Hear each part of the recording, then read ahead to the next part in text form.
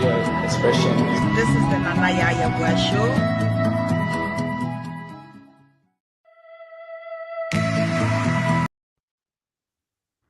Hello there. Welcome, Owen Russell. Welcome, my number one coach to the Nana Yaya Show.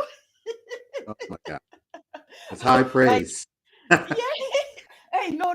I have to, salute. If you were here, I'll be greeting you like this.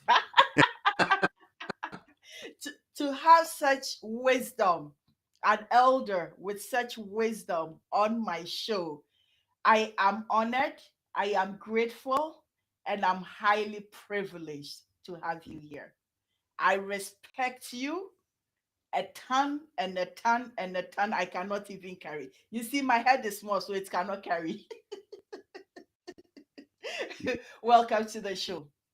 It's delighted to be here, and yeah, that's a lot of high praise. I'm not sure I can live up to that kind of hype, but but actually, you have overlived it. That is why you are here.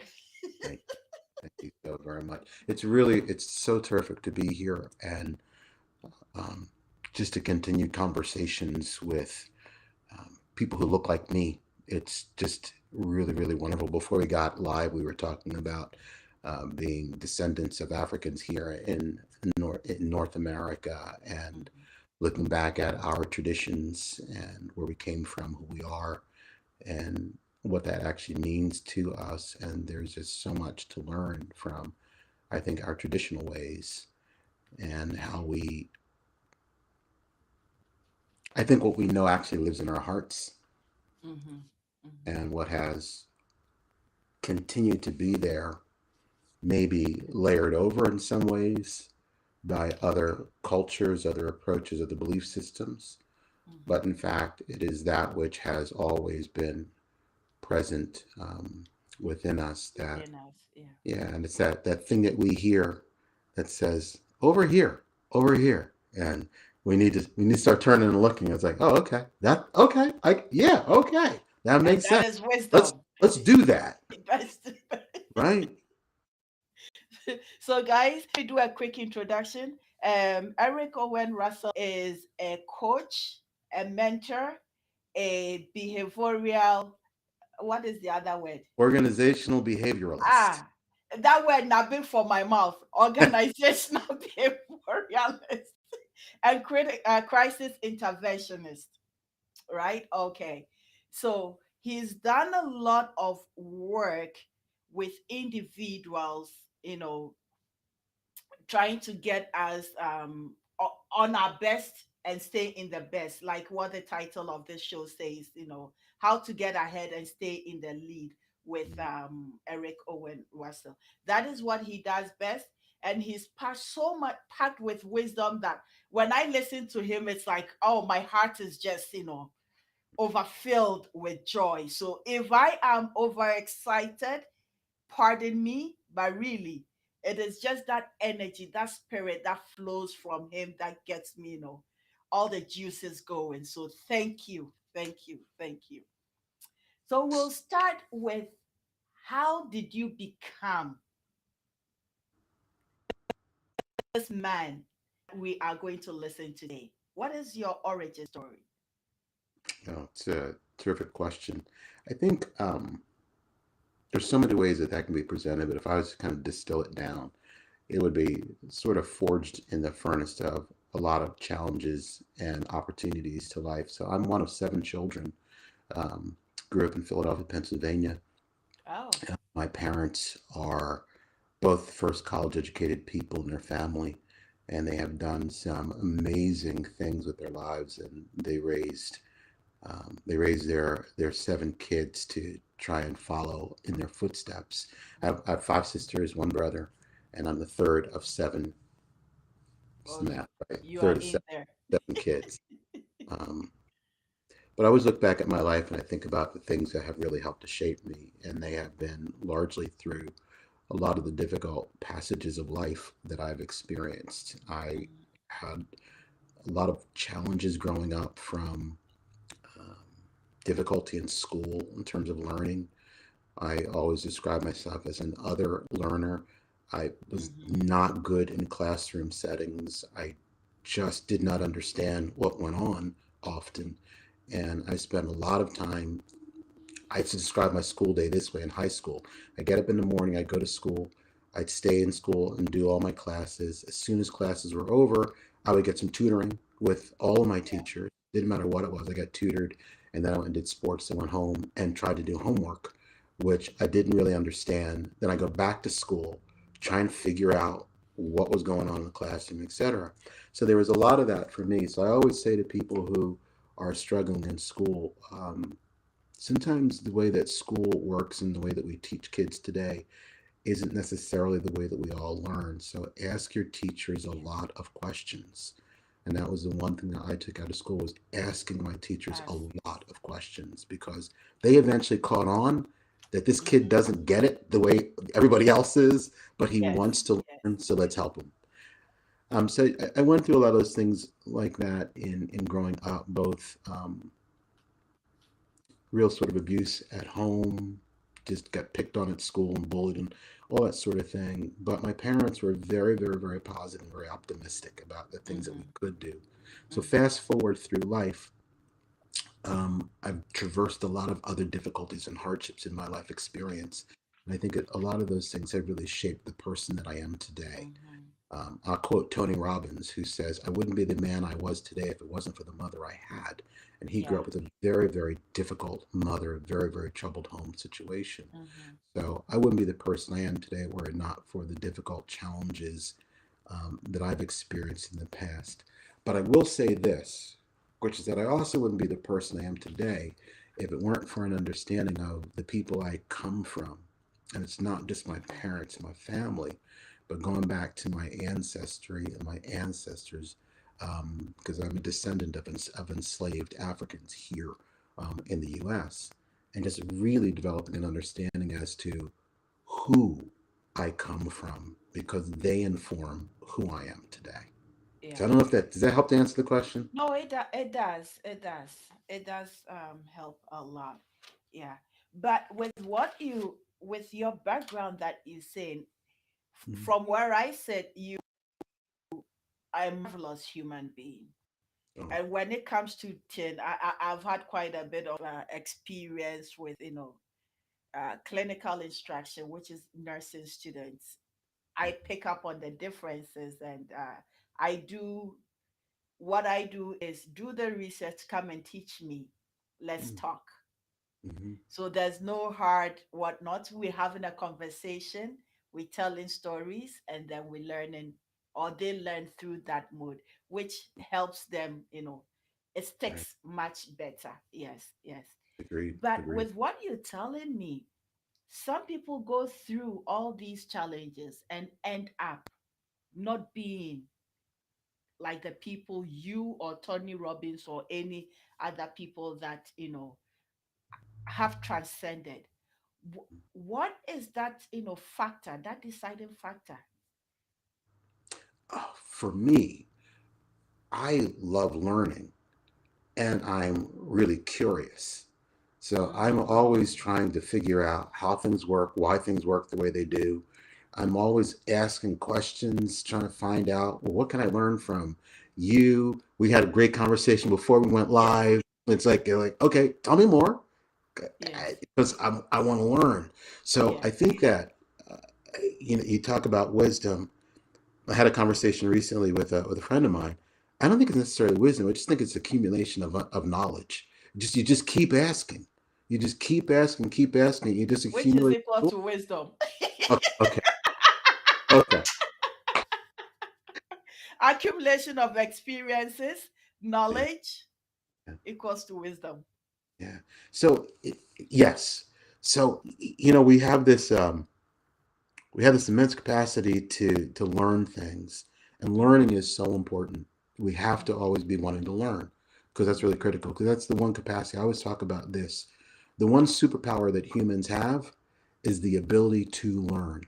If you can learn, you can get out of any situation, you can deal with anything. But it's often our failure to learn that prevents us from really being able to advance and move forward in life.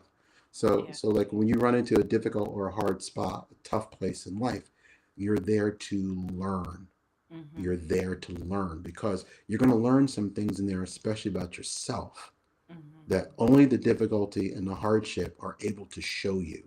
Mm-hmm. And our job there is to figure that out. What are we supposed to learn in this situation? So it's one of the things that I think was important about my life growing up is that eventually, after you get knocked around enough times in life, you think, oh, I should probably learn a couple of things here. So you just really start to learn. So I think Yeah. that where a lot of this comes from is just the fact that we get curious and we want to learn and we don't want to repeat the mistakes of the past. Yeah. So we learn. Okay. Great. Great. Great. Um. So, but when you're talking about you got to learn. Like when we had this conversation in the background, and I was telling you about my experience, Mhm. they are these group of people are in an institution to learn, Mhm. but but I observe, I listen, and it's like, how can they cope outside? Because the same thing that have been taught, they will ask the same question again. So I don't think there was learning. How Mhm. does mindset play a role in all this? Mhm. That's a terrific question. So, and this is for students out there. Okay, so if you're a student and you're a learner, and as a student, college, high school, doesn't matter, graduate school, your job right now is to learn, but it's a lifetime job. We'll always have to learn. So here's the process. Here's what we need to remember. Um,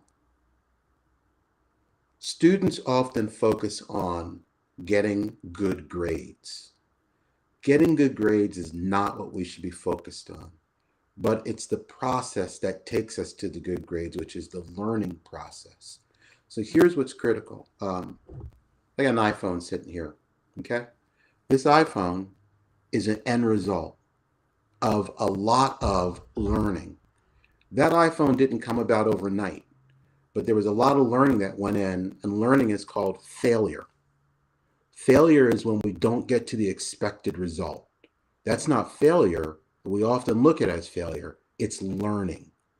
It's learning that what we tried to do didn't get to the result that we wanted, but we learned from that we need to go in a different direction. So Mm-hmm. that's what learning is. Learning, and for students, they're always thinking about I need to get a good grade. I need to get a good grade. No, you need to learn. All the grade is a reflection of what you've learned. That's all it is. So the focus is on what did I learn? What do I now know? Mm-hmm. And that only comes from what did I get wrong? Mm-hmm. So yeah, we have to begin the process of understanding it. The job isn't to get it right. The job is to learn through life, and it will end up right. Mm-hmm. But it only ends up right after you have failed, and that's what an experiment is called. Experiment's called failure. So you fail over and over and over and over and over again in order to be able to get it right. So here's a perfect example that many people have used this. If you've watched, all of us adults walk. Yeah. Humans walk upright. Yeah. Humans don't crawl. Yeah. That's because every human first crawled Well, and learned how to how to walk. walk upright on our feet. None of us as humans, as we learned how to walk, got up and walked. We Yes. crawled, we fell, we got We it right, cried. we cried, all of those things happened, but we learned. Mm-hmm. So the emphasis is on The figuring it out. out. Yeah. That's what we have to do. And that's a skill set we have to develop is figuring it out. And that's curiosity. That's about, okay, this didn't work. What do I need to know to be able to make it work? And we need to be able to ask questions in order to do that. Questions are a really important part of living life. So for students, for people, for all of us as humans, it's not a matter of thinking that we have arrived. That's fine. But what is there left to learn? And we Mm-hmm. always ask the questions, what am I missing? Mm-hmm. What do I need to know? Really, really, really important questions. What am I missing? What do I need to know? really critical questions for us to be able to live life well. Because we're always going to be missing something. There's always something we need to learn. There's always something we need to know. No, we're doing this podcast right now. Yeah. I'm in my mind, I'm taking mental notes. Like, what do I need to know about this? What am I learning? What is Nana teaching I, me? I need to I'm, learn. I'm, I'm writing my notes, and as you're talking, things are just going on in my head. It's like you just spoke a reflective reflection of me when I was a young, let's say if there was a class of 30, I was second from the bottom. I was the one who was the bottom. And high school, like I went to high school, and I I think my brains work, in a warped sense of way. I went to high school going to do literature, with the hope of going to do journalism, and I jumped into science. Mhm. I did physics, chemistry, biology, which were not really my loves. So you actually disturbing my brains when you tell me to study. So studying was very difficult. Mhm. But you give me agriculture. I loved agriculture. I was an A student in agri. Give me literature. So in my science classes, I used to do a lot of reading. So I'm reading something, a novel, not what the teacher is saying. That is, beyond. It's not even my concern. But fast forward, being at this age that I am, and I reflect back and look at all those of us who went to school, and 2020, we all met 25 years post, high school.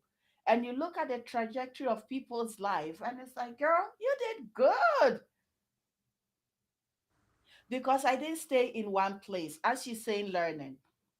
What I managed to do is combine my nursing and storytelling Mhm. in patients and in teaching.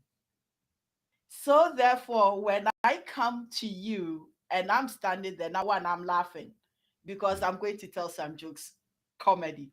Number two, by the time I finish having a conversation with you, your anxiety is gone down. Mhm. Number three, too many people like to, where's Bernadette?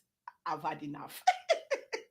But I reflect back and look at my beginnings, and those that were, A students and whatnot, where are they?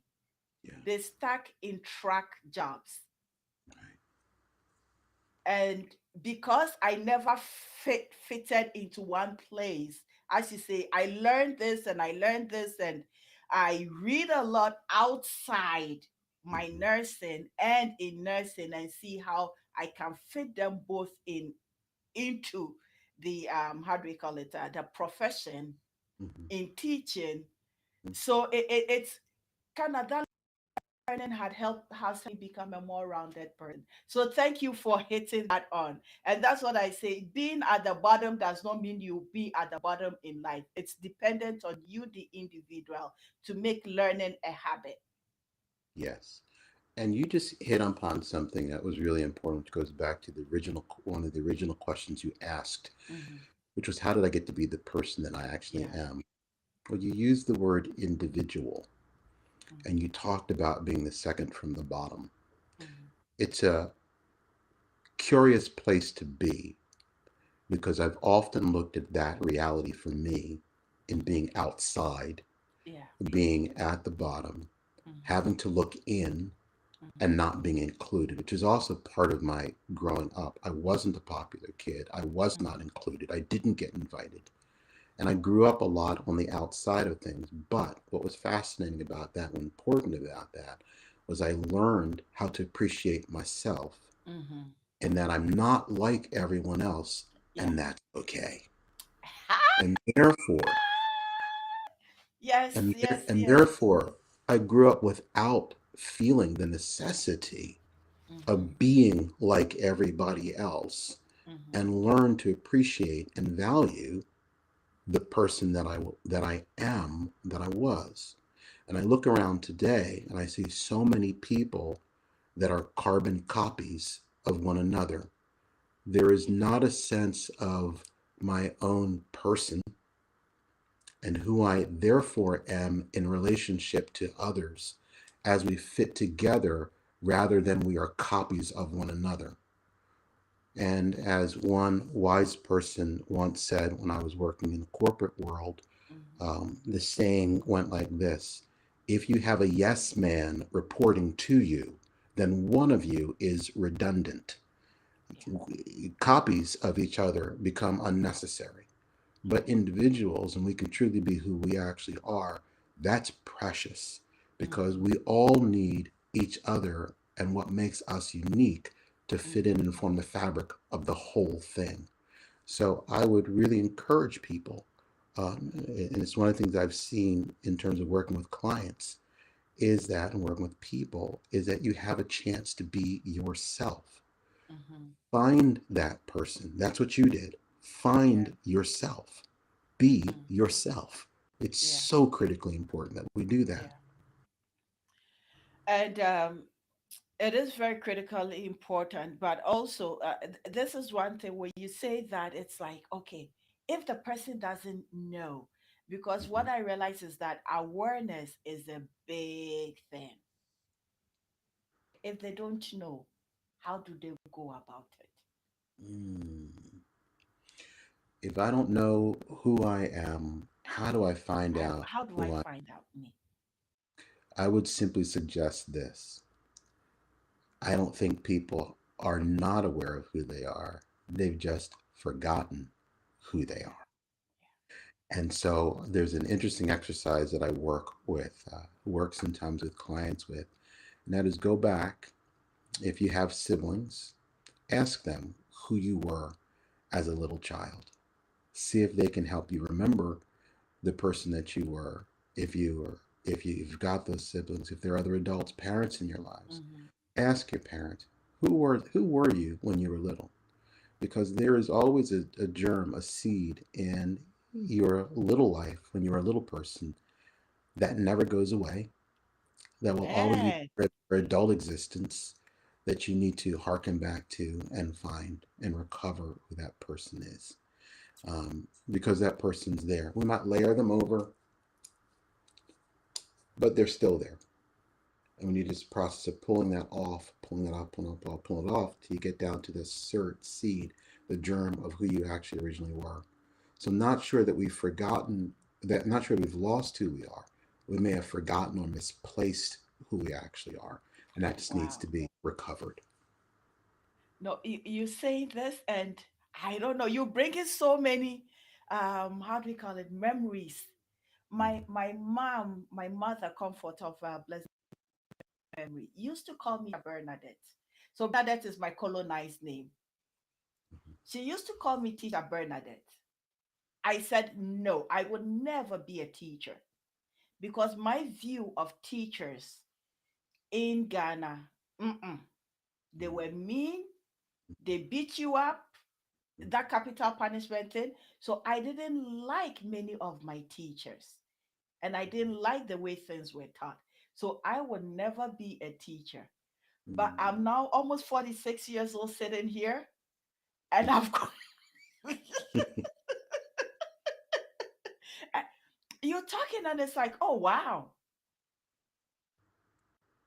What she used to say is what I am doing now. And as one man pointed out, do you think the interviews you do is not teaching? That is also teaching. It's like, oh, I never thought about it that way. So thank you. Thank you for Oh, you're validating this. you're absolutely welcome. I think that for me, some of my most I talked about being a curious person. Some of my Mm-hmm. most precious memories growing up as a little one was riding my bike around through the woods and the forest near my house, Mm-hmm. and just curious. I just looking at everything and just taking it all in because Mm-hmm.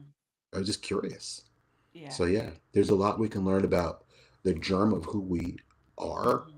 from asking those who are older than us what we were like when we were smaller, Yeah. and that will help us to recapture that. Mm-hmm. Really Okay. important. Beautiful. I think I helped some of us course correct. Mm, mm, yeah. course correcting our lives. Yeah, Wow. very, very, very true.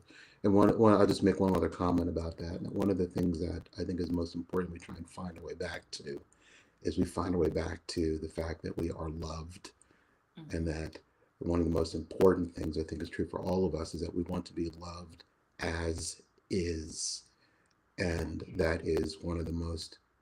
I think it's one of our central human drives is to be loved as is, Yes. um, and we want to Wow. find a way back to that. Wow. That Mm. is heavy.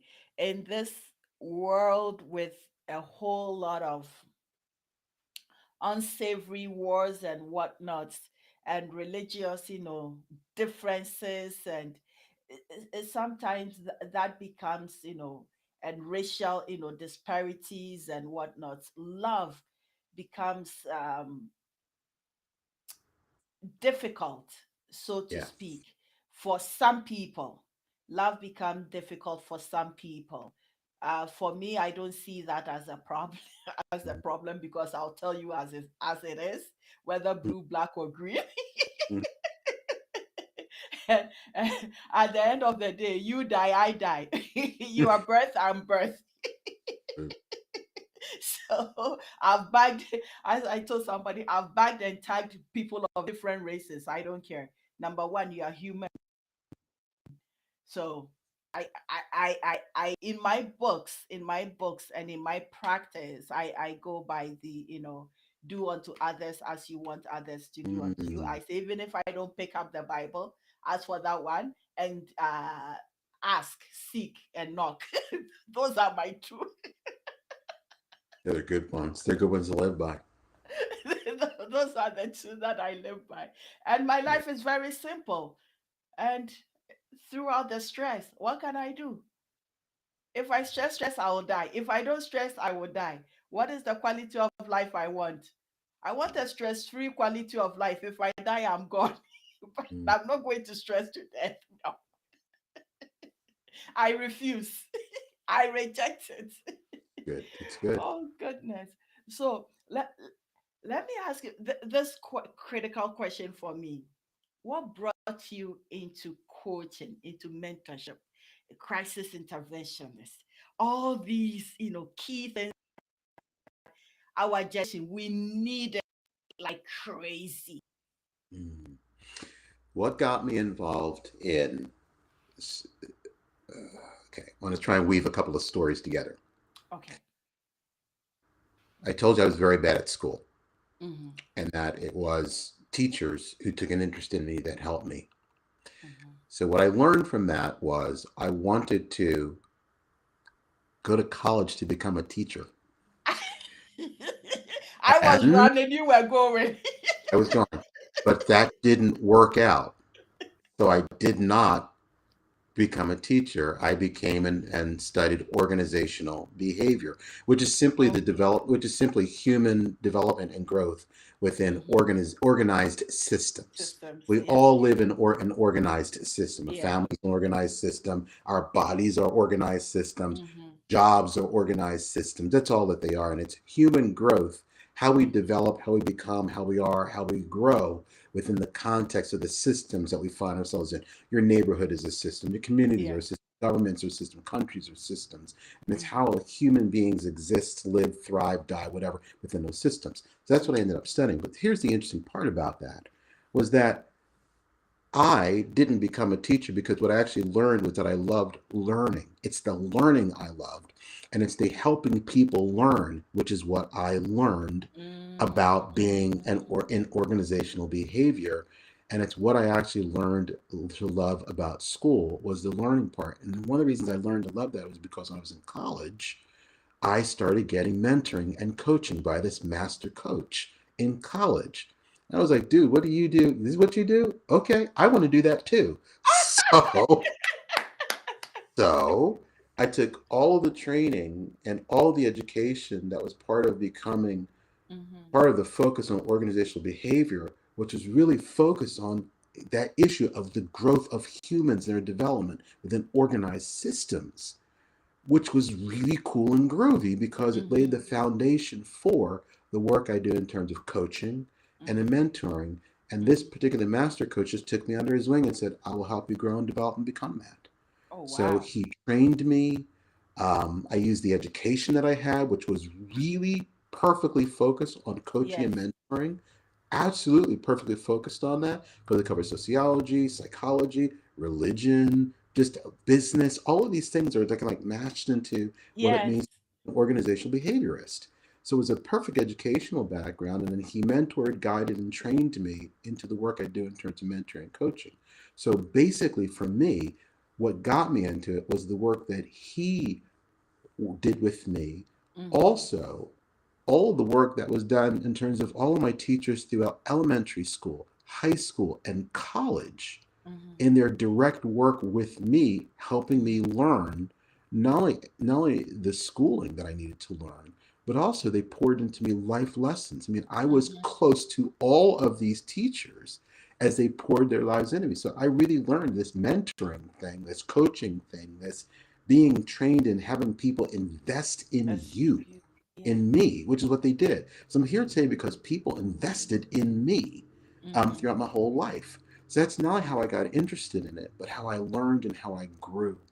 And throughout the entire process, um, understanding that my passion really is in what people did with me. They Mm-hmm. took me Mm-hmm. in critical, vulnerable moment of my life Mm-hmm. where life was on the line, Mm-hmm. and they said, "We'll help you. We'll Mm-hmm. get you through this. Just Mm-hmm. hang around with us, Yes. sit and learn, and we will be there for you to help support you and grow you and get you through this difficult, hard time, Wow. whatever it happens to be." And from that, all of that helped me to become me. Wow. And that's how I got involved in mentoring. I learned coaching in that respect, and then I went to coaching school after that. Mm-hmm. Um, I had the educational experience from being Mm-hmm. an organizational behavioralist, and all that added into the work I do today and how I am today. Additional work, additional training, additional counseling degrees, and all this sort of Mm-hmm. stuff all footed up into me Yeah. being me. Plus, also just hanging around wise people. There's nothing like being around wise and smart people. Reading a lot. Now, A if you lot. can't hang around a person who's wise and smart, you can read their book. That You you can. can do. You can listen to their podcast. But there are Yes. all of these ways that we can grow and develop Mm-hmm. as people. But I think the best one really is when we have wise elders Mm-hmm. that we can hang around and learn Yeah. from Yeah. and Yeah. really grow and sit at their feet and understand that they Yeah. are where they are today because they've traversed a lot of life. There was an Mm-hmm. old pastor back when I used to live in Rhode Island, and I remember when I was probably in my early 30s Mm-hmm. and just stressing out of as a young father. Mm-hmm. And I remember him. He was big man, like 6'6", 6'7" Yeah. inches tall. His hands, fingers are like this long, Oh, wow. and he looked down at me and he just said, "Eric." He smiled. He goes, "Eric, it's gonna be just fine." Fine. Yes. And it was Yes. just like, I looked at him and was like, okay, I okay. think. You said I believe you. You've lived a lot of life, Mm-hmm. and okay. And Yeah. he just chilled me right out. Yeah. It was great. I think for me, what I tell myself is this too shall pass. Mm-hmm. Right in the midst, it feels like you're in the midst of a hurricane. It Mm-hmm. comes and it goes. And then the next one, however big, however small, it will come. How do I react? This too shall pass. But the key that I got from your narrative is that you also have to be open to learning because everything is around us. But if you are mentally cluttered or closed off, nothing is going to, you're not going to get the benefit of learning. But if you are open-minded, then the teachers, there is a saying about when the student is ready, the teacher will. Ah, when the student is ready, the teacher will, how do you call it, avail or appear, something Yeah, like that. yeah, Hmm. yeah. So, that's so true. And the one comment I'll make a quick comment mhm, about learning, and that is that there are so many opportunities that we have to learn. So here's the thing. Here's the thing. Um, if you're in the North, if you're in North America, mhm, the U.S. or Canada, even in Europe, we have a cultural emphasis here that is not necessarily on growth and development and becoming better. The narrative is on achieving happiness yes, as the most important thing. yes, No, no. I can get happy from a pill. I can become happy from a hot shower. I can get happiness from buying something. I can get happiness from drugs. I can get happiness from drink. I can get happiness from so many other ways. I can get happiness. I can have an emotional reaction to life in this moment. yeah, That is not a goal to living. A goal to living is to live life well. And living life well means my ability to respond to life as it presents in all of its presentations, good, bad, mhm, sad, excited, exhilarated, in all the way that life shows up, mhm, to live my life well. That's the goal of my existence here, not to be happy. Because I might be happy one moment, I might be sad the next. yeah. I don't want to live my life like this. I want to live my Yes. life like this. That's how I want to live. So, So we live our lives that way, not by pursuing things that, but I'm sorry, we live our lives that way by pursuing things that will mhm, be lasting, not pursuing things that will be temporary. And the state of happiness is always temporary. But what can I pursue in my life that will be permanent, that will be lasting? I look around at many things and I call them the ancient ones, those that will outlive us. yeah, Mountains, yes, mountains. You've been to places on Earth like Vancouver. You see those mountains in Canada, Western Canada. yeah. You see these mountains that are there. They've been here a long A time, long time, yeah, a yeah. long time. They will Some of outlast these trees, trees. We have trees in the yeah, Pacific Northwest that have been here a long long time. time. They will outlast us. So, what do we build into our lives that will outlast us? And it's the legacy of our lives, because Mhm, this flesh is mhm, temporary. It's going to go. But mhm, what is it that we pass on to those who come mhm, after us? What is mhm, it that has been passed on to us that has been mhm, lasting that we can then pass on to others? mhm, That is what we strive for in this life. Those are the permanent things. Those are the lasting things. It's not mhm, happiness, but it's that gift that we give to the next generation that will help them mhm. to live life well. That's what we So, pursue in w- our lives. would you would you say that is sort of a trajectory of having purpose in life? I'm sorry, say again. The volume it dropped off. Of Yeah, having what person life? a purpose in life. Yes. Yes. Purpose is important to life. It Mhm, really is. But it isn't necessarily the only important part of life. Purpose will help to pull you in mhm. an important direction, which is really true. But along with purpose, in terms of things that are important in life, is relationship. That's in other words, our connection that we have with our fellow humans. That's Okay. important, and also Mhm, in life, because that is part of life purpose. Is how we live in connection and in harmony with others and this world around us. So purpose isn't necessarily just thought of as the thing that I'm doing or how I believe I should be deployed in this life, but it also mhm. has to do with how I live this life, which is in part in connection with other humans, Oh, in part with wow. nature, and in part with this planet. That is also purpose to living. So we've often just defined it as how am I going to be deployed? What am I going to Mhm. do? Who am I going to Yeah. grow up to be? That's part of it. The other critical part is how am I in relationship to myself, to others, to the world around us. That's critical to purpose too.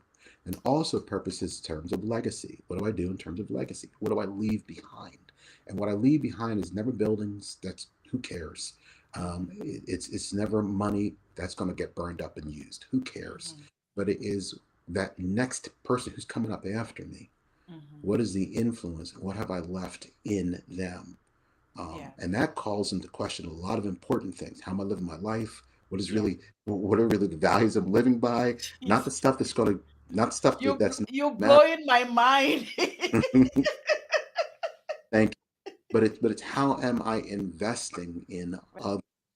That's really what matters most to us. And what is the positive impact of that investment to others? That's what I think when I think about purpose. And that's what I think about the permanent things, the lasting things, Mhm. what will be left behind in others. Yeah. Well, I was thinking of my life purpose, but definitely not in terms of how you have, I was thinking about purpose, not life purpose, Mm-hmm. but my purpose was actually, going to be within people because I'm just going to share with you this idea that I had in mind last year. It was just bothering me to find one of the countries in on the continent, and because my background is labor and delivery, go do the teaching and everything and deliver babies and do postpartum teaching. What I can do to enhance the lives of women and children. But I recently got in touch with a group through a friend who facilitated everything in Sierra Leone, and I just realized that the thing is bigger than me. It started giving me nightmares. Mm-hmm. It's it gives palpitations because it's like, oh my goodness, it's big. It's big. I didn't see it as big as it was. And Yeah. it only became evidence of its big of how big it was when those on the ground started having a conversation with me. Mm-hmm. And it's like, oh, Nana, this one is not something small that you do and you leave. It's a lifelong thing that Mm-hmm. is going to happen. And its impact is not going to be only today, but tomorrow, tomorrow's next, and future generations coming. Yeah. So it kind of made me pause on myself a bit because I need to do a lot of reflection and grounding before I go in and give that part of me to. But thank you for reorienting this purpose and Mm-hmm. bring it back to the fore of my how do you call it, to the Yeah. fore for me.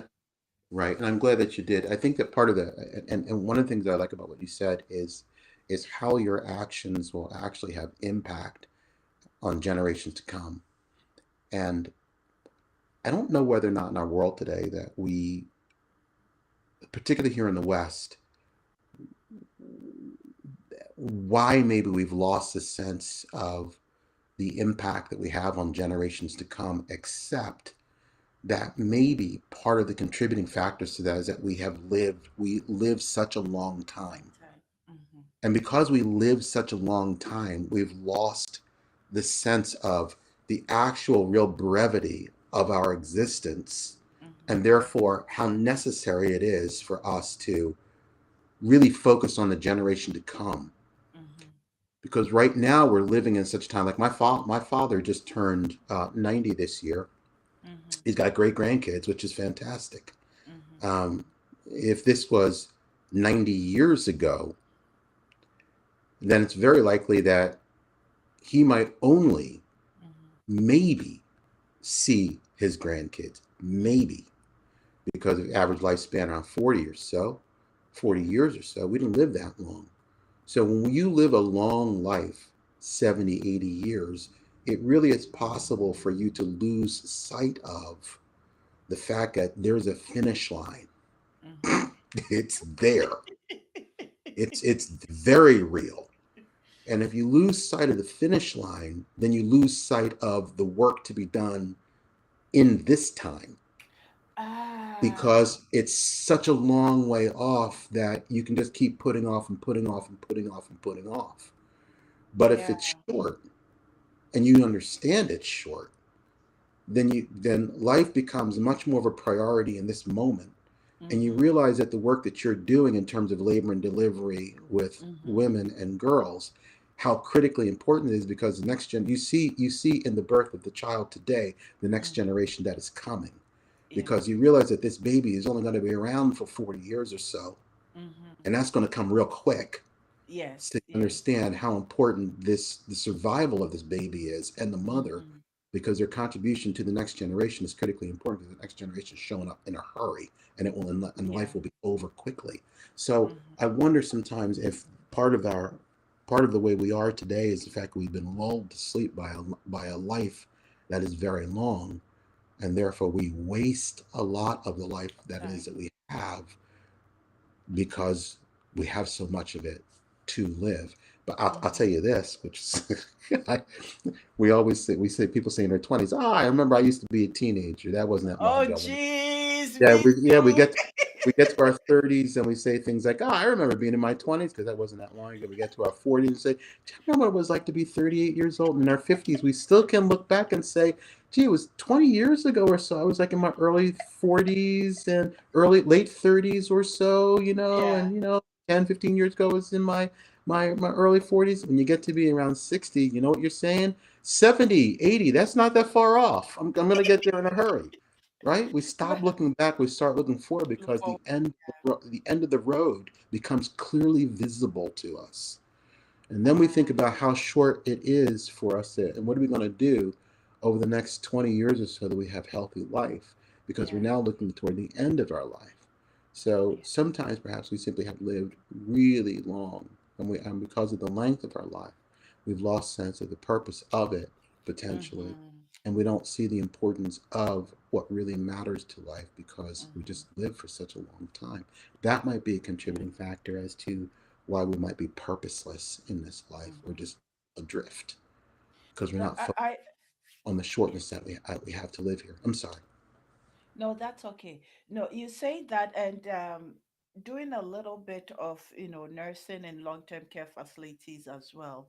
Then I also realized that the individualistic nature of North America, the nuclear family, and the separation between, families, Hmm. because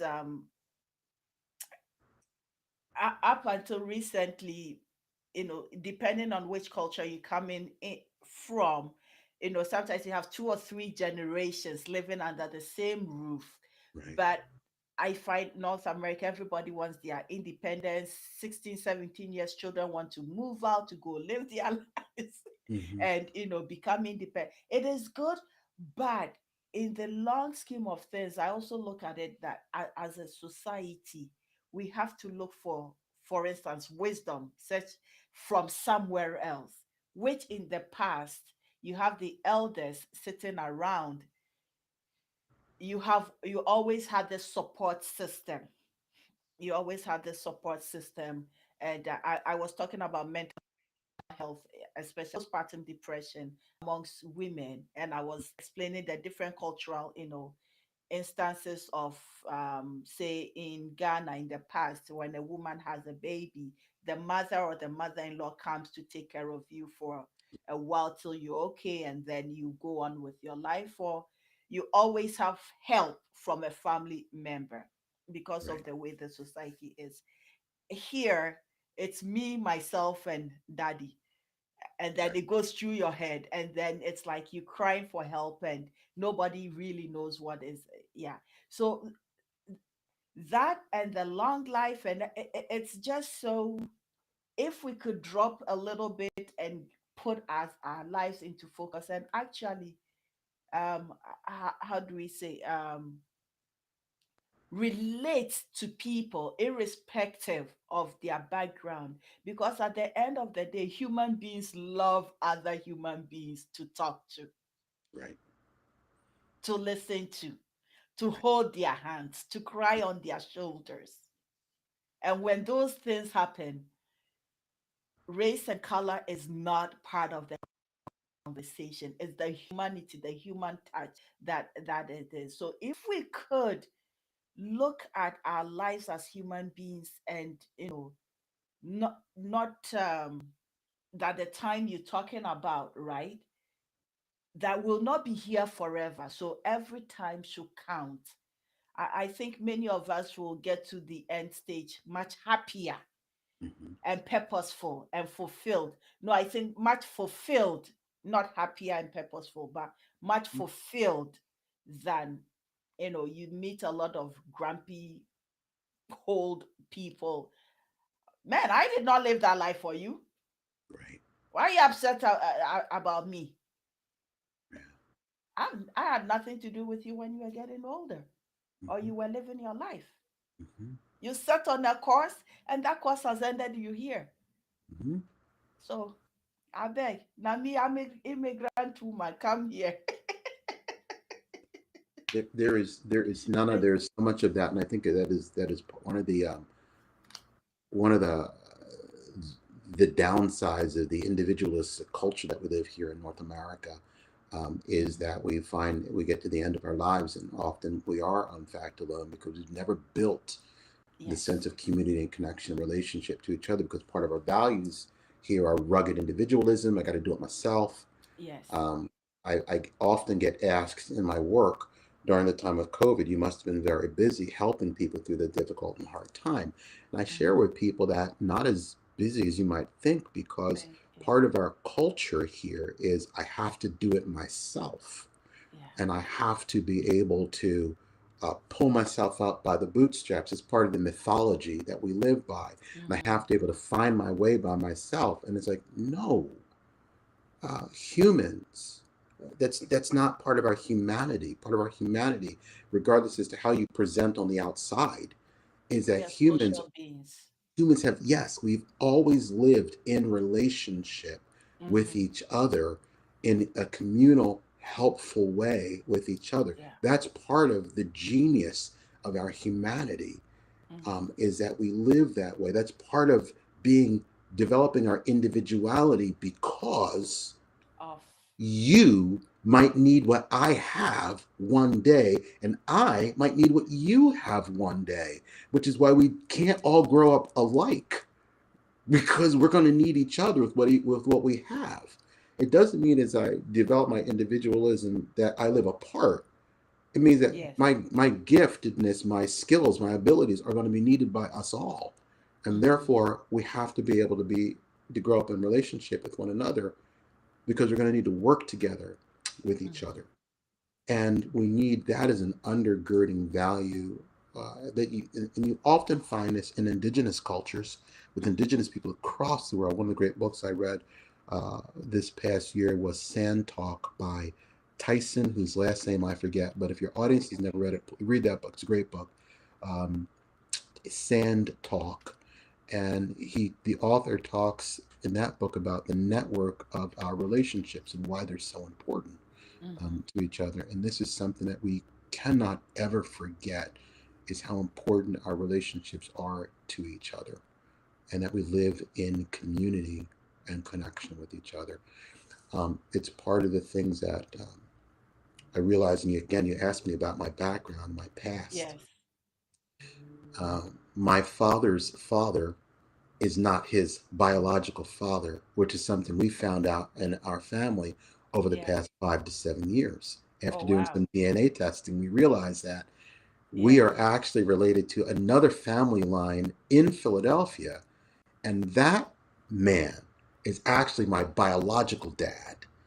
And what's been interesting about that is this: it's not just a discovery, but it's the realization of why we feel in our family disconnected, because Mm. we weren't really connected. So there's this drive that we have in our family to be in connection. And then Hmm. in a lot of ways, this is a way of healing Yes. the break that has always Yes. existed along the paternal line in my family, Yes. is in finding our way back home Oh. to actually Yes. what our real family is, and Yes. be in connection with them. Hmm. And again, for us, this my family system, again being an organization behavioralist, looking at Yes. system, my system was fractured, and trying to find a way back to reconnection of the system that we actually belong in, rather than Hmm. the one that we were from.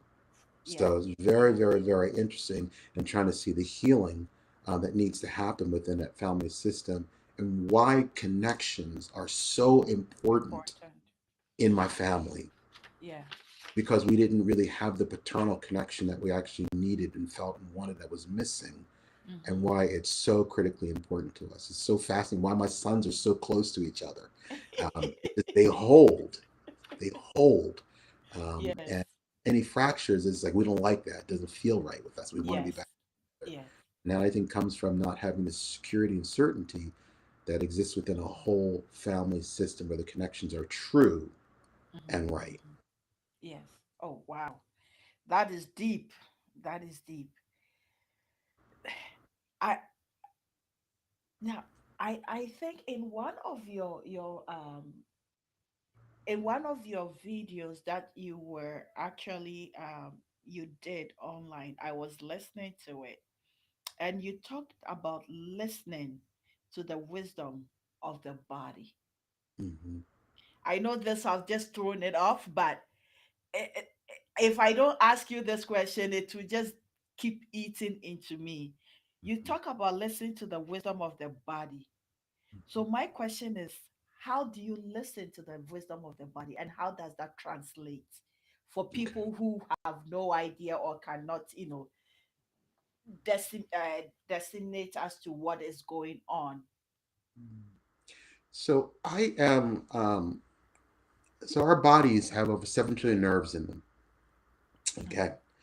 And as such, and we have 8 different senses within us. We have senses, we know sight, Not hearing. five. We talk about five. We talk about which are sight, hearing, smell, taste, touch. Those are the ones we Yeah. know. And Mm-hmm. I'm gonna get the next 3 wrong. We have a vestibular sense, which is a sense of um, where we are in space. Mm-hmm. That's related to the hearing Yes, sense, yes, the yes, yes, gyroscope in yes, the ears, yes. where we are in space. We have the sense of interoception, which is the sense of what's happening Happen within our within. bodies. Yeah. And then we have the sense of, and this is the last one I can't remember, um, but it's to the sense of our bodies in relationship to each other, into itself, which is why you can, if you close your eyes, you can Mm-hmm. put your hands together. Okay. Um, that's the sense of the body in relationship to itself. Okay. But here's the most powerful part about all of this is that all of this sensing that we have and the nerves within our body help us to stay in contact with all of the data that our body pulls in. Mm-hmm. And our bodies are this amazing sensing, feeling, and emoting instrument, organism.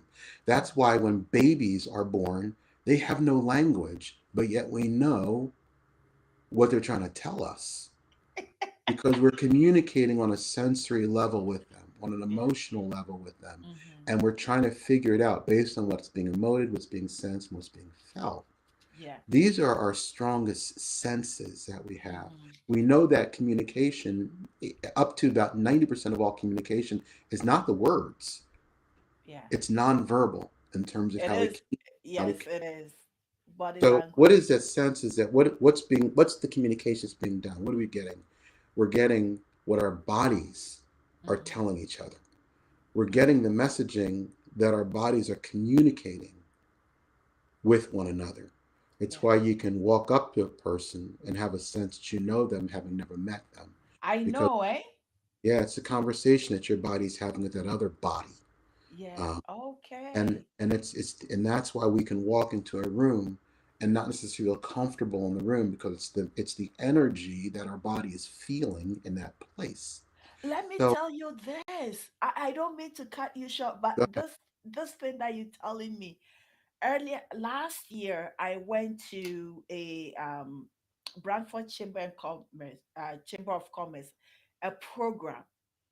And as I walked in and sat in my chair, there was this woman sitting, an older, maybe about 72, 75-year old, sitting.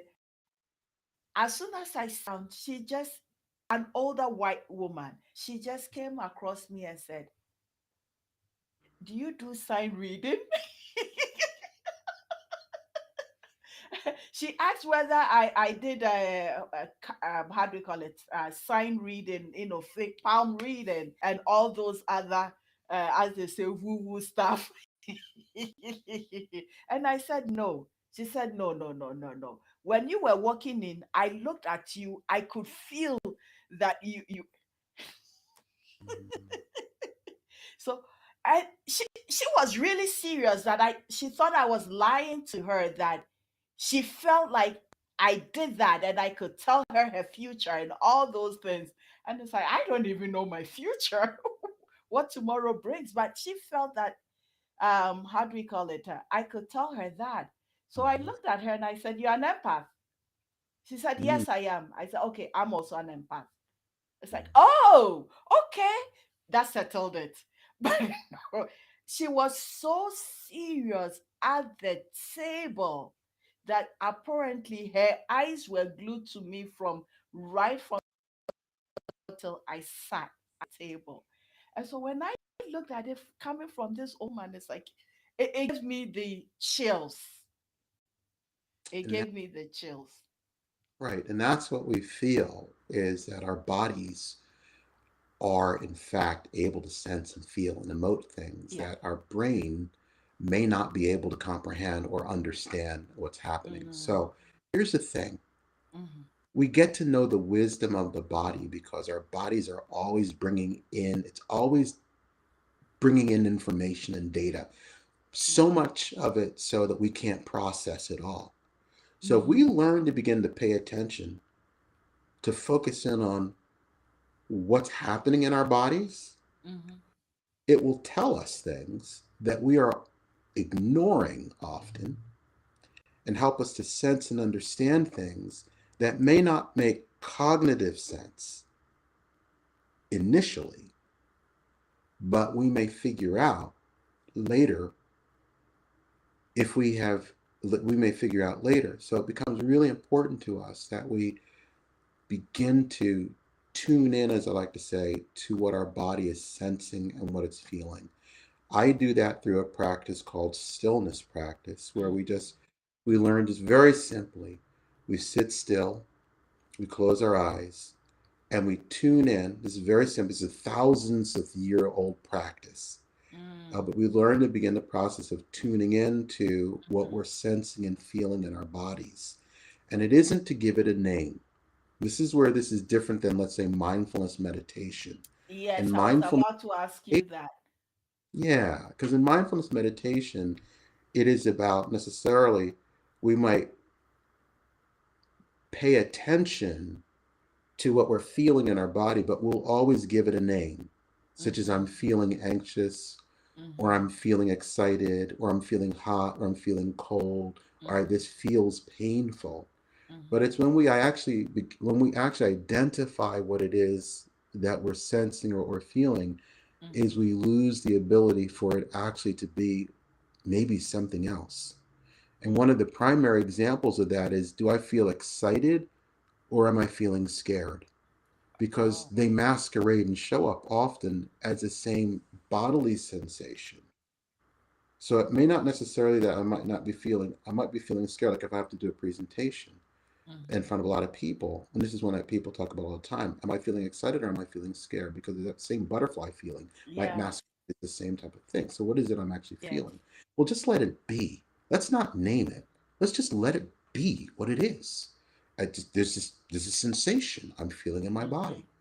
Who knows what it is? But I'm not going to name it. I'm just going to be in. I'm just going to experiencing it.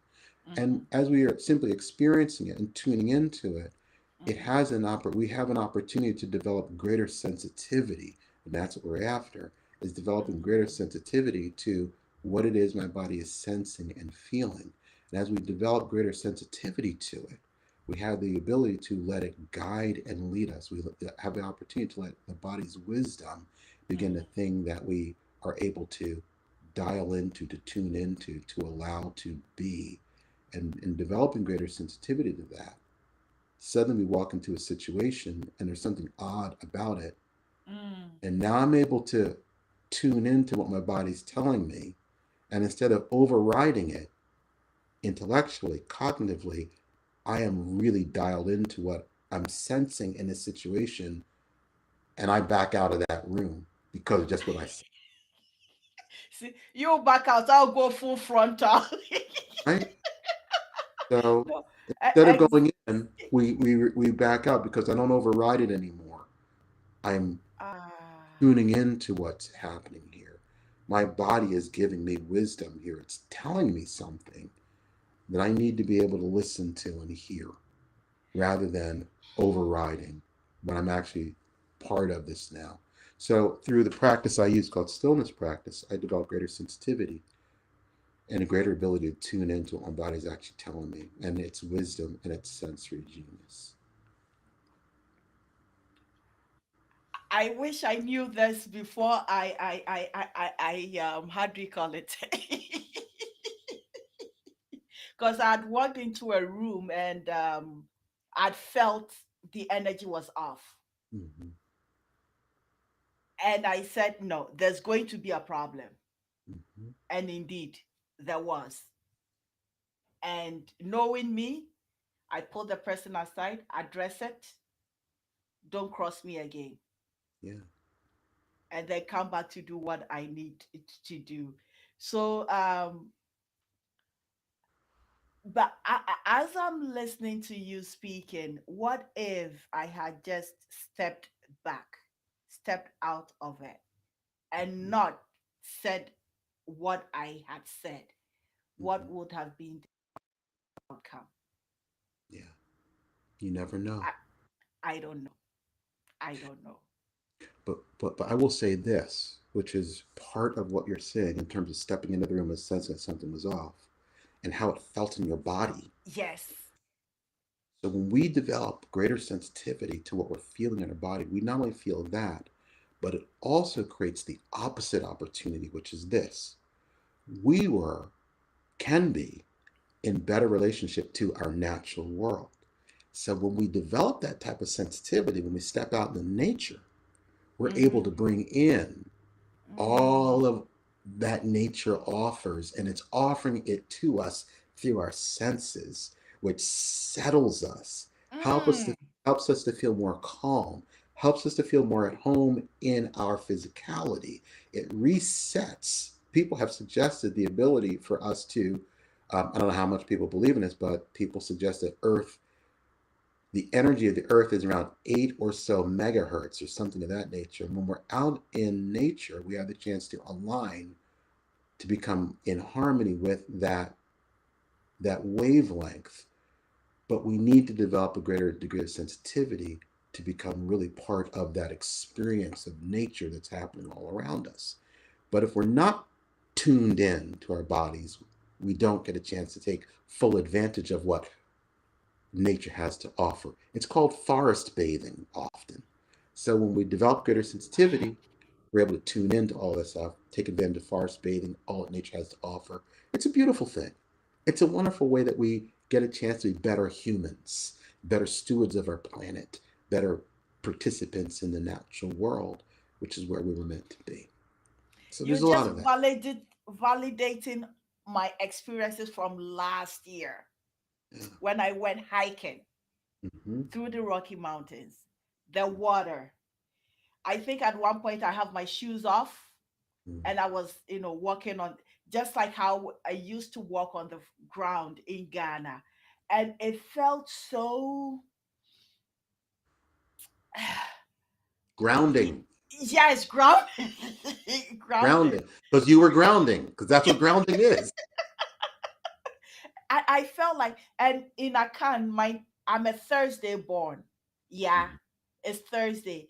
And the land is Thursday born. Asasiya. We refer to Mother Earth as Asasiya. Mm-hmm. The womb of the earth is a female, born on a Thursday. All my So, children were born on Thursday, by the way. hey. I don't know what that means, but you're gonna tell me, and I'm gonna learn. You're telling me, and I'm learning. Yes, yes, yes. So for me, also being a traditionalist and sin, I felt like I was home. Mm, I felt like I was home. So when I came back to Bradford, I continued with the hiking, And when I step out going, 2, 3 hours, I'm going. When I Mm, get to the Grand River, it's like I can sit and mm, I am home. So mm. you've just given, validation to what I was going through. And I'm looking forward to, like, next year, what am I doing and everything, getting my hiking boots on, because it just brings it all around. I feel whole. I feel like a human being. I feel less stressed. Mhm. I don't know whether it's making sense, but It yeah. does. Yeah. It's a beautiful thing. Wow. Wow. Jeez. Mhm. Wow. This is something. But it for me, I always say it's just for me. So um for somebody who has a lot of things, who is thinking a lot with a lot of stresses and everything, Mhm. will will you suggest they do this stillness, go into stillness and realign Yeah. themselves, so to Yeah. speak? Yeah, yeah. Yes. Because sometimes for myself as well, there's a lot of noise in my head. Yes. Which is, and the interesting thing is that there's an interesting, having noise in the head is fine. I Mm-hmm. just have found that when you sit in stillness, even the noise in your head quiets and goes away. And then it's just Oh, not anymore. But noise in the head is the way that humans are. It's yeah. always noisy up there. There's always something happening up there. But we can, by stilling our bodies, quiet Mm-hmm. the mind. The mind will Yeah. follow. The mind Mm-hmm. will follow because the body is present in this moment. The mind is almost always in some future moment or some past moment.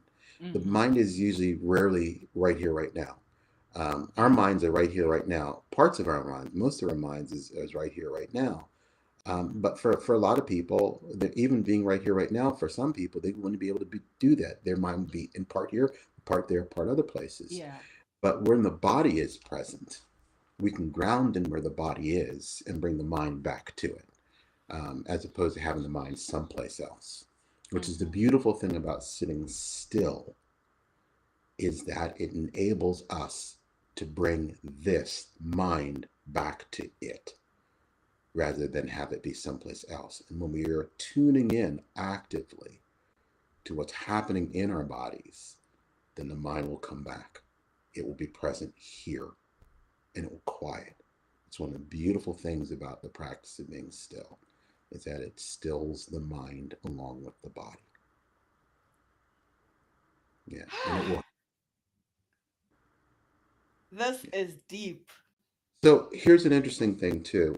You're Ghanaian. Part of our African traditions is really to understand and to be present, um, and to be still. And it has so much to do with the other world that is always present with us.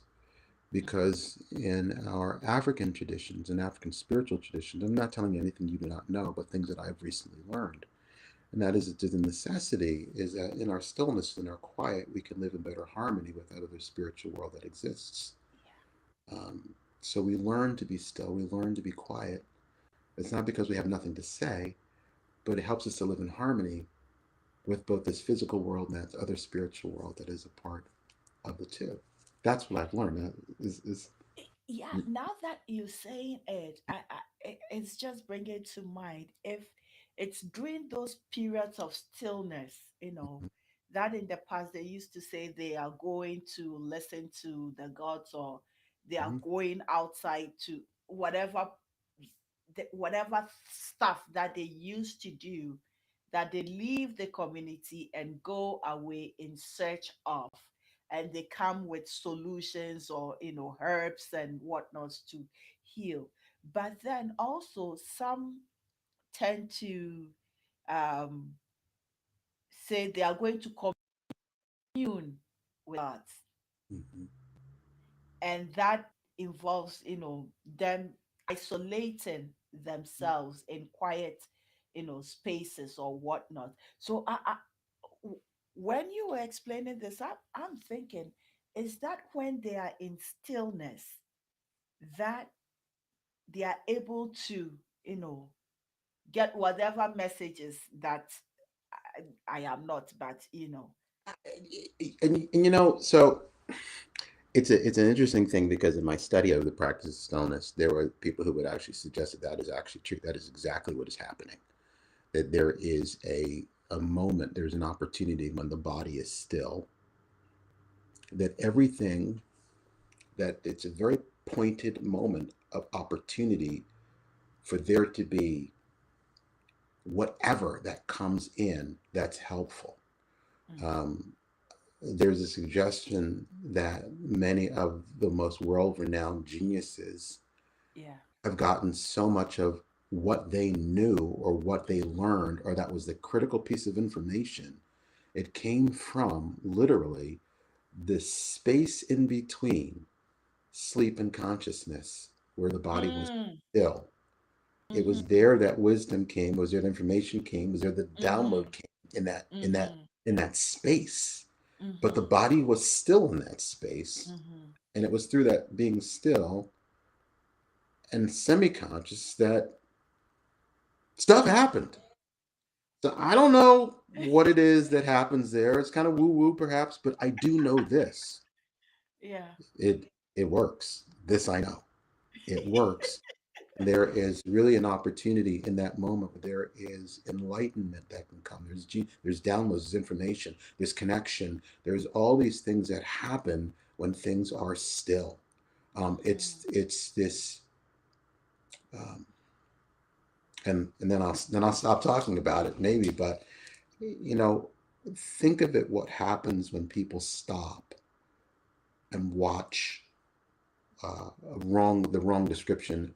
The moon come up. The moon doesn't come up. The Earth rotates Yeah. toward when the moon becomes visible. But Mm-hmm. there's this interesting moment as the moon. I'm gonna use it as the lamp behind me. Mm-hmm. As the Earth rotates, and where I'm standing here, Yeah. suddenly the moon becomes visible. Yeah. Humans across the globe do the same thing. Then. They will stop and they will watch. And there's this thing that happens in us, and I don't know the word for it, but it's like this magical, it's a magical moment where the human stops and focuses and is still in that moment. There's something that happens. When we want to have our most intimate and in depth conversations with another human, we're not busy doing things. We're Yeah. still We so still we can focus and and listen. not miss anything. We want to take it all in. Our senses are heightened, our focus is direct, our body is still, so we can take in what's happening. Um, you break a bone in your arm or anywhere in your body, you put a Mm-hmm. cast on it to Mm-hmm. immobilize the break, so Mm-hmm. the body can heal. Yeah. So the body's healing powers happen at the point of immobilization where Vision. that thing is still, so the body can be healed in that moment. When we are in the stillness, I like to say, of sleep, is when the brain cleans itself. So there's one pathway for nutrients to get into the brain. It's Mm-hmm. reversed when you're asleep at night, so that all of the beta amyloids and things that are produced that are the waste product of the brain actually Mm-hmm. doing its thing get cleaned out, which is why you need at least 7.5, 8 hours of sleep at night, so that the body can literally clean the brain, so that you Mm-hmm. can function without brain fog, with less sleep on average, 4 hours of sleep a night on average, your brain doesn't function well because you've Mm-hmm. not been able to experience the regenerative power of the stillness of sleep. So that's why these things that are related to being still and having our body be still are so important to us. I don't know fully how it operates. I don't profess to. I just know that I'm a practitioner and I know Yeah. it works. And the history of both yoga, meditation, Stoics talk about it. It's part of almost Yes. all of our religious traditions. Yes. Stillness and being still is really important for us. Mm-hmm. And the more we can practice it, the better we can be as humans. Wow. There is a trend that I find that in North America, most especially those that have managed to find this, I'll say, secret to a healthier, happy life. Mm. practice this form of either yoga, stillness, or meditation or whatnot, and they live by it to create some form of balance in this chaos of how do we call it, North America. And Right. my thing is, for those of us who grew up in these systems, actually have thrown it away Mm-hmm. to live in the chaos, and the chaos is not doing us well. No. It is it is slowly, how do we call it, killing us.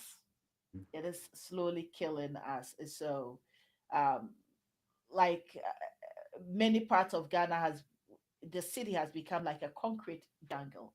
Meanwhile, Mm. growing up, there were so many trees on the compound. You are climbing trees, you're plucking mangoes, or how do we call it, almond nuts or cashew nuts or whatever. But so much development, less green, artificial greenery, and we think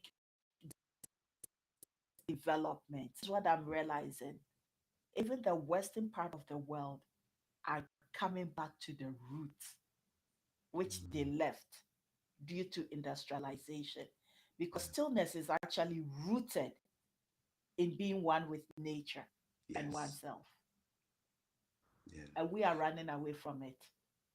And there's so many moments that you talk about where in nature to be to participate in it requires being still in it. For Mhm. instance, you could be walking along as you've done, and you might stop by that stream that you stopped at, and it stopped you Mm, and made you be still in that moment to be able to take it all in mm, what you were participating with it, in it. You were part of it. You were no longer walking through it. You stopped to become part of it. part of And it. this is where stillness really helps us. You'll be walking along, you'll hear a bird, and you'll Mm-hmm. stop Mm-hmm. and you'll be still because you want to focus all of your faculties, all of your energies, all of your sensitivities, your nerves into the discerning of what it is Mm-hmm. that you want to hear and be a part of in that Mm-hmm. moment. And you have to be still to do that. You go tromping through. You got to be still to do that. And part of our industrialization, you're very correct in pointing out. Part of our industrialization is the notion of productivity. Productivity is all about continuous action and activity. That's Mm-hmm. what productivity is, because productivity is tied to profitability. Yeah. And profitability is about making money. That's what we want to do. We want to make money because if you make money, you can get stuff. If you get stuff, you can be what? You can be happy. Yeah, it gets back to being happy, right? We can do all that stuff by just productivity. It's what it Yeah. all. But when you're still, when you're not moving, when you're being part of this natural world, quote, you can't be productive. But honestly, that's the industrialist perspective. But the human perspective is that you will, in fact, may not ever be as productive as you are in that moment or moments of being still, where you are tuning in to this world that you are a part of because of all the things that tuning in and becoming a welcome part of this world, all that it does for you, in you, and through you. Mm-hmm. So being still actually is some of the most productive things that we can do. I think Deepak Chopra says, or someone else might say, um, in not doing anything, being still, we're doing everything. Everything. Yeah. And it's a Yeah. very powerful statement. Yeah. But there's just something in us that enables us to be in a better place when we're Mm-hmm. particularly out in nature and still in it Mm-hmm. and letting us become part of it. It's a very powerful thing that you talked about in the compound, in nature, with so Mm-hmm. much that we can be a part of in it Yeah. and being Yeah. still in it. Very Wow. powerful. Jeez. Yeah. Wow. Lord have mercy. This has, I knew it was going to be powerful, but I didn't know it was going to be this powerful. Very. Hey, Mm. Mr. Eric Russell. Owen. Oh, the Owen is not there. This is so enlightening. I knew I wanted to talk to you so much about this stillness, but what you've done for me, and I hope those that are listening, is that to this, either watching it on YouTube or on the podcast on Spotify or Apple thing, is that they get a lot from, because this is packed. Mm. This is packed because we've talked about a lot, you know, learning. We've talked about learning. We've talked about, experiences and asking questions to learn and being open minded in the learning process, and also forming, how do you call it, connections. But Mm. let's say those are the outside ones. But you to, for your inner growth of, can I say spiritual growth as well Sure, in stillness? absolutely. Yeah, Absolutely. for your inner growth, your spiritual growth, practicing stillness, being in tune with Mhm. self and being one. I've just had the things that I was doing, that I was happy go lucky doing, validated for me. And it Mhm. feels so amazing that I wasn't insane because No, no. I wasn't crazy, but it's actually, something that is done. And actually, you teach it, something that you teach. I just thought I was just, doing my own thing, but it's something that actually people needed taught to them. So, and you validated that for me. Thank you so very much. Thank you. Mm. You're So, so very if people need to get through to you, where Mhm. can they get through to you? Your information. You, you can find me on Instagram at Eric Owen Russell Coaching. You can find me on my website at www.ericowenrussell.com. Those are the major places where you find me. There, just look me up and just search me online. You can find me there. Yeah. So Eric Owen Russell, Russell, and Yes. you can find me there. Got a book coming out soon, so I it'll be did fun to get ask out there. about that, eh? I'm ready to read it. It's going to be terrific. It'll be a helpful guide to Hmm. get you through, to get anyone through their difficult, troubling moments of life. Because life is like a river. And life is very much like a river. It's like you're on a river and you're paddling along. And sometimes life is just a peaceful, calm paddle where you can get your boat any place you want it to. It's easy. Other times it's like a raging torrent of chaos where you think you're going to die.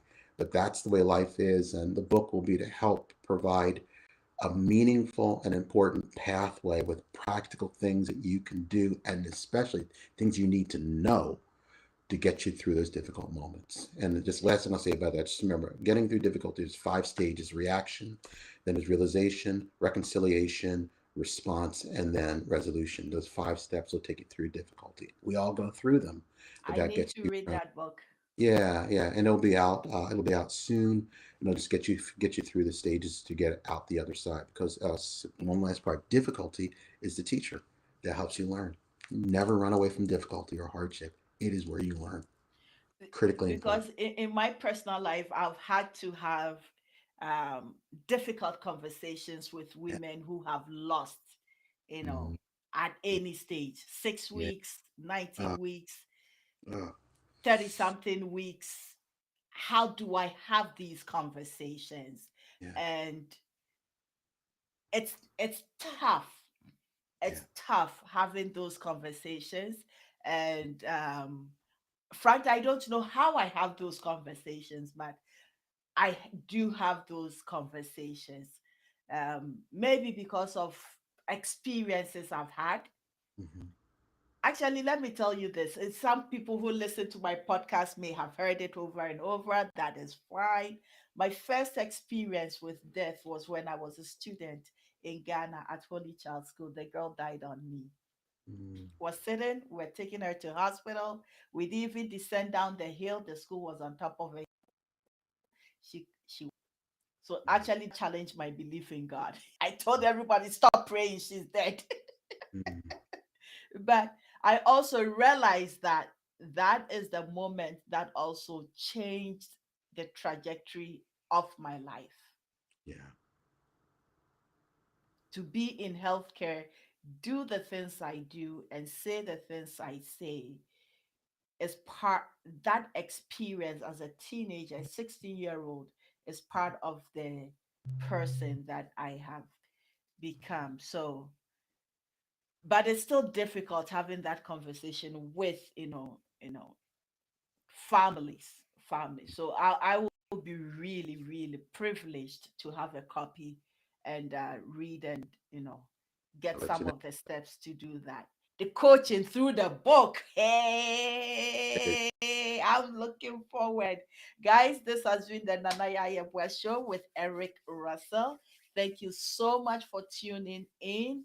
And I will come back to you next time with some amazing and wonderful. And we'll come back again because we're waiting for the book to come out.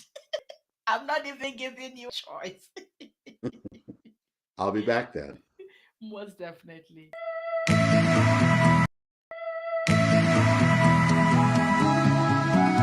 Yeah, your expression. This is the Nanaya Yabwa Show.